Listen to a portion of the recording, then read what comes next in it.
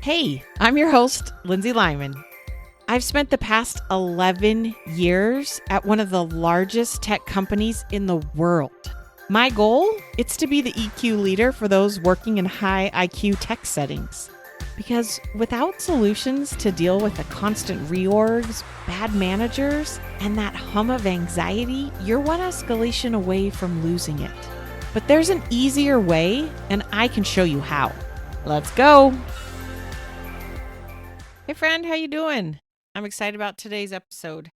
As I mentioned earlier, I recently left my corporate job at Amazon. I'd been there 11 and a half years.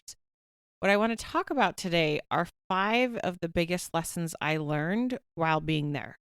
Now, I've learned tons and tons of things, good and bad, in my 11 and a half years there. The average employee lasts a couple years. I was trying to find an exact date, and it's anywhere from 6 months to about 2 years, depending on the source you look at online. But I think that's also pretty typical from most large tech companies. Gone are the days when our parents went to work and they worked at the same company for their entire career. It's pretty common for us to switch around jobs, switch around companies these days. There was a tool at Amazon called the old fart machine where you could go and see how old were you compared to all the other employees that were there. I will say when I left, I was in the 0.02% of employees. So I was amongst the oldest farts of the old farts. I don't know if that's a good thing or a bad thing. It just is what it is. Okay, so like I mentioned, I learned so much in my career at Amazon, and I'm so grateful for so much of it. I plan on sharing a lot more and a lot more details now that I'm not at Amazon anymore. I can talk about some of the more specifics, but I'm not here to bash the company. I'm not here to talk trash. I think like anything, what you seek, you will find. Yeah, there were some hard, terrible things I went through, but I don't think that's Amazon specific. I think that's part of life and part of corporate culture and part of growing up and part of just circumstances and things outside of us. What I will say is more than anything, what I take with me are the amazing connections, the amazing friendships, and some pretty amazing memories, many of which make me laugh pretty hard. Okay, but today I'm going to talk about the 5 things I learned. These are in no particular order. Number 1, things are only as important as you make them. This was huge. This I really learned and lived the last couple years I was at Amazon. Work is stressful. Yes, what we're doing, we have big goals, big challenges, big pressure, and Amazon's a pretty flat company in that you have a lot of abilities to do things, but that also comes responsibility because you also have the chance to really screw things up. Literally, my first day at the job, I had the ability to publish things live on Amazon.com without anyone checking my work. Like, it's crazy to me that me, a new person that had no clue what I was doing and had no business publishing anything, I could have published things on Amazon without anyone checking them. And let me tell you, within those first 6 months, I published things and I screwed it up big time. But that's okay. They have systems and processes in place to catch big mistakes, and I learned through them. But things are only as important as you make them. When you believe it's a big deal, it's going to feel big and heavy, and you're going to create this unnecessary pressure and stress, and most likely you're going to screw it up. I think of it in terms of like at Amazon, your seniority is based on a level.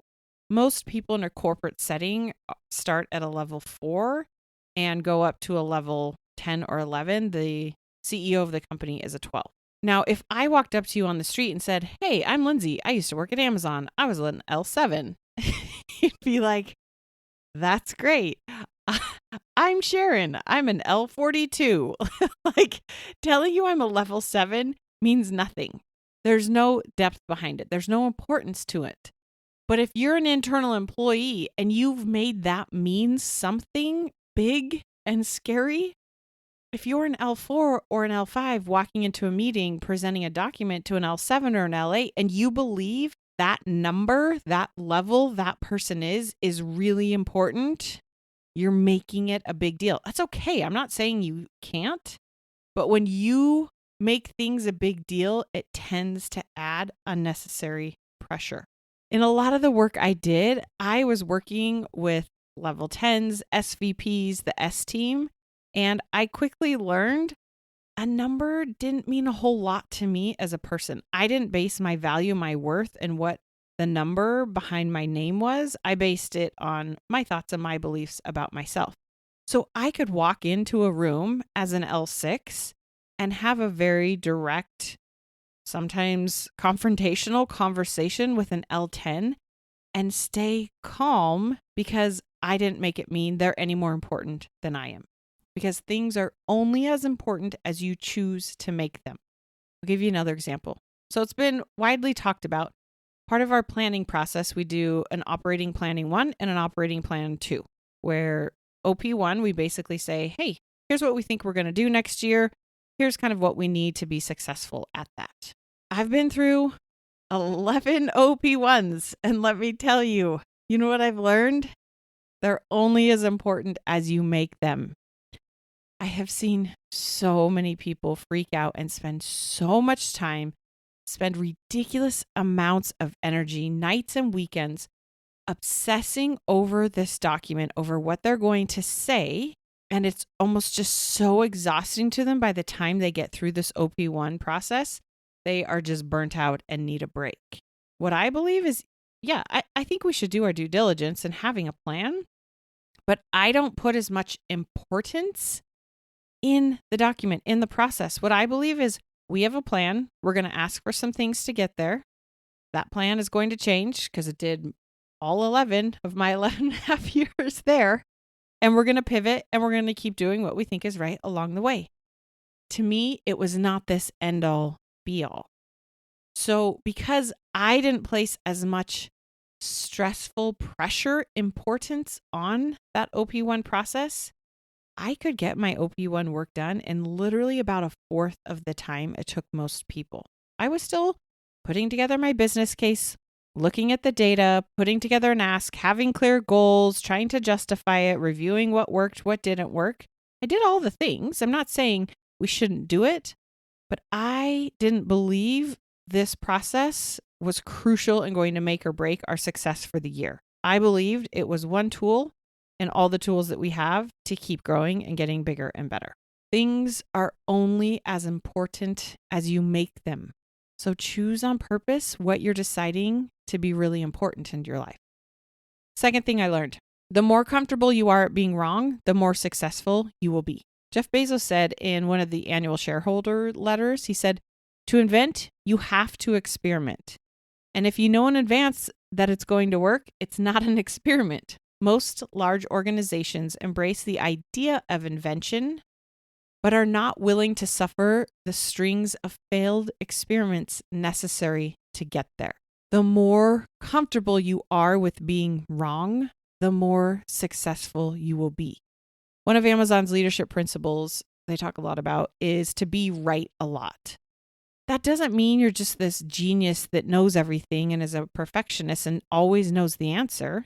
No, to be right a lot means you are right a lot because you change your mind a lot. You're open to other data, to other insights, to a new way of doing things. You are open to new ideas and new points of view. You are very comfortable being wrong so you can shift and change and be agile so that you can be right a lot.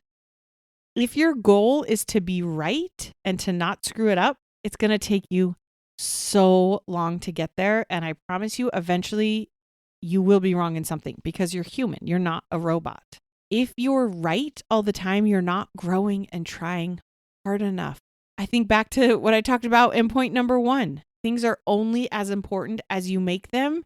If things aren't overly going to make or break your career, your promotion, or your happiness, or whether you like yourself or not, you're more willing to be wrong. It's not a big deal to be wrong and miss the mark. The strongest employees know how to learn and get creative when things are wrong. I talked about this at length in the episode just before this. Go listen to it if you need to. But the goal is not to be right all the time. The goal is to know and be open to being wrong. Okay, third thing I learned. Value comes from yourself. Your job is not going to make you feel valued and appreciated or good. Your company, your manager, your team cannot do that for you. I wish that they could. I wish that I could make other people feel valuable. I worked with some of the most amazing people. My team in the end, when I left, was some of the best humans I've ever had the chance to work with. And I wish I could help them feel that. I can't sit here and do something magical to make them feel valued and great and smart and brilliant and confident and amazing at what they do. Because value is something you create for yourself based on your thoughts about yourself. It's why sometimes we go into a meeting and the leader might start off by saying like, oh, everyone's done a really great job. We really appreciate what you do. And we can see how you're doing the great effort here. And it doesn't actually feel good because in your mind, you're thinking, oh, they just want to lift us up because they're about to cut us down, right? If that's what you're thinking, you're never going to feel valued. If you're launching things, delivering projects, hitting goals, and no one says anything, guess what? You still get to feel valued and proud. You get to tell yourself, good job, I did that thing. It doesn't come from outside of you. If you don't value yourself and the work you're doing, you're never going to feel valued and appreciated. Be proud of yourself every day and tell yourself you're proud of you. One of the first things I did after I got divorced was my house had been without baseboards for about a year and a half, and it was driving me insane. So finally I was like, enough of this. I went out, bought the material, painted it, and installed baseboards all over the main level of my house. And every time I would finish a wall, I would yell like, I am awesome.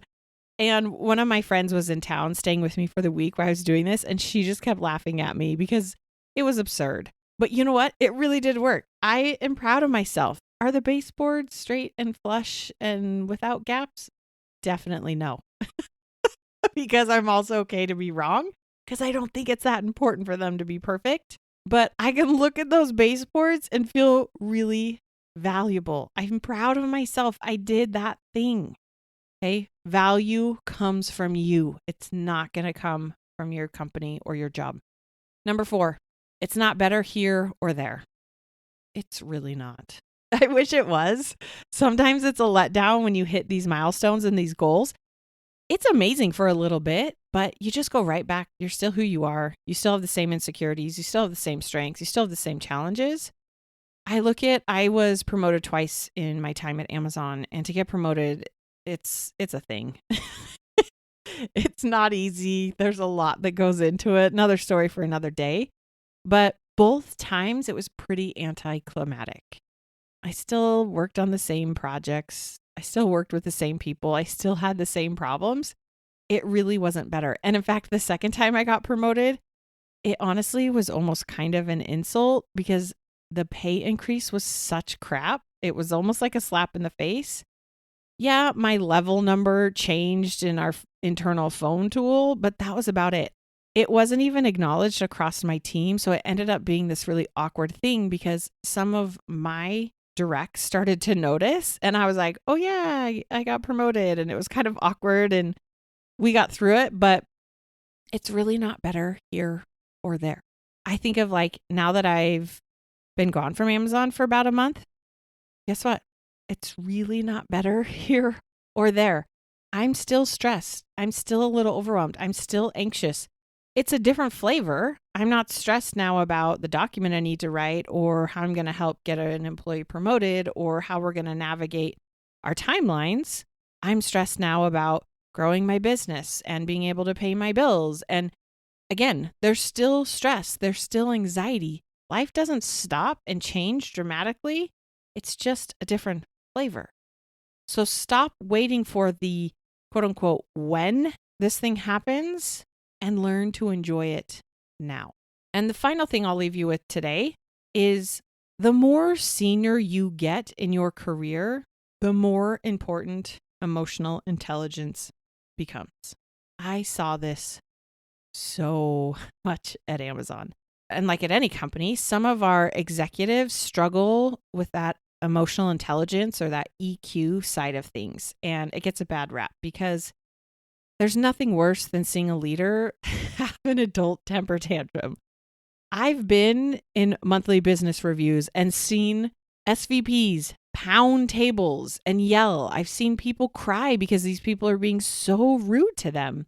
People work crazy hours to try to get ahead. They'll throw people under the bus. They'll start pointing fingers and blaming other people because they have such a low tolerance for discomfort.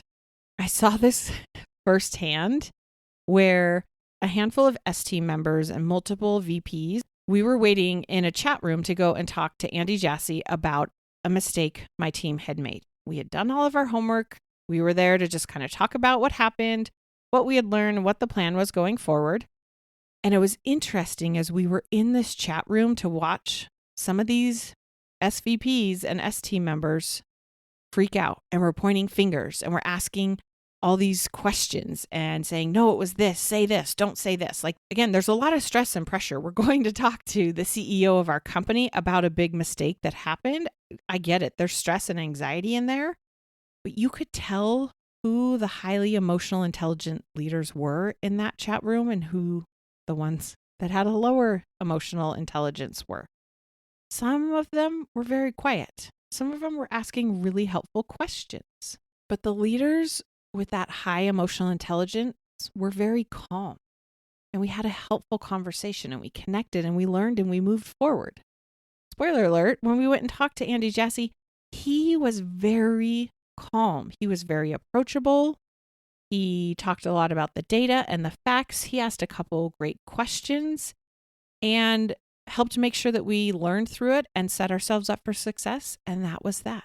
The leaders with the high EQ know how to be comfortable through the discomfort.